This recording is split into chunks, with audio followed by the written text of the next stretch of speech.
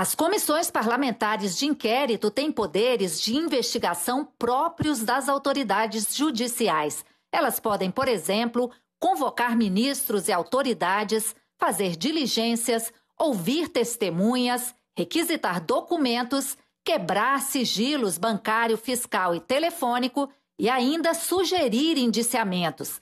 O regimento do Senado não determina como devem ser as sessões, mas normalmente, até pela natureza do trabalho, elas são presenciais. Por isso, alguns senadores tentaram adiar a instalação da CPI, que vai investigar a atuação do governo no combate à pandemia e a aplicação de recursos repassados a estados e municípios para o enfrentamento ao coronavírus. Quais os atos de CPI que exigem ou que dependem da presença? Praticamente todos. O depoente tem que estar presencialmente na comissão, primeiro, para não ser orientado. Segundo, para não ser constrangido. Terceiro, para não ser ameaçado. E no caso de se determinar eventualmente prisão em flagrante, também tem que estar presente. Querer instalar uma CPI neste momento é fazer desta CPI uma Babel eletrônica. Não há nenhuma possibilidade de uma CPI funcionar de forma adequada de maneira não presencial. É zonzo imaginar que isso seja possível. Pela lógica, se não fosse possível o funcionamento dessa comissão, lembremos o que a Constituição nos diz: comissões parlamentares de inquérito com poderes próprios de autoridades judiciais. Ou seja, pela lógica, se não fosse possível a atuação dessa comissão de inquérito, não seria possível nenhuma investigação no país. Não seria possível a condução de nenhum inquérito. Não seria possível o funcionamento de instituições judiciais, como o Supremo Tribunal Federal, o Superior Tribunal de Justiça, o Ministério Público. E essas instituições funcionam adequadamente pela via remota. Um ato da presidência do Senado, divulgado nesta segunda-feira, estabelece que a sessão para instalar a CPI da pandemia, marcada para o dia 27 de abril, próxima terça-feira, será semipresencial.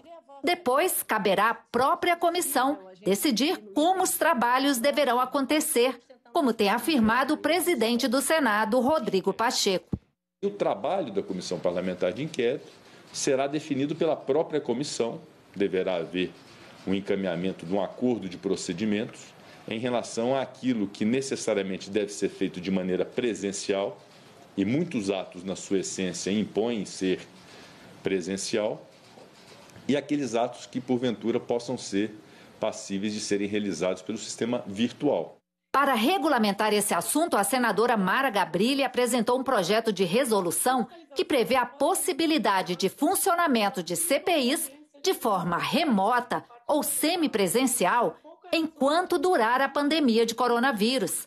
O texto, assinado também pelos senadores Tasso Gereissati, José Serra e Rodrigo Cunha, estabelece que a comissão poderá funcionar de acordo com as normas que já vêm sendo usadas pelo Senado desde o início da pandemia, com o sistema de deliberação remota.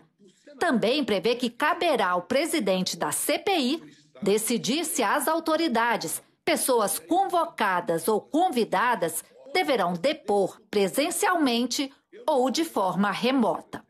Eu recebi aqui uma nota técnica formulada pelo gabinete do senador José Serra, dizendo que a condução de CPIs é perfeitamente compatível com audiências virtuais e remotas. Eu posso compartilhar a nota completa com quem quiser. Aliás, não pode prosperar a alegação de que a adoção subsidiária do Código de Processo Penal é impeditivo da realização de CPI pelo método remoto. O Conselho Nacional de Justiça editou a resolução número 329, de 30 de julho de 2020, que regulamenta e estabelece critérios para a realização de audiências e outros atos processuais por videoconferência, em processos penais e de execução penal durante o estado de calamidade pública.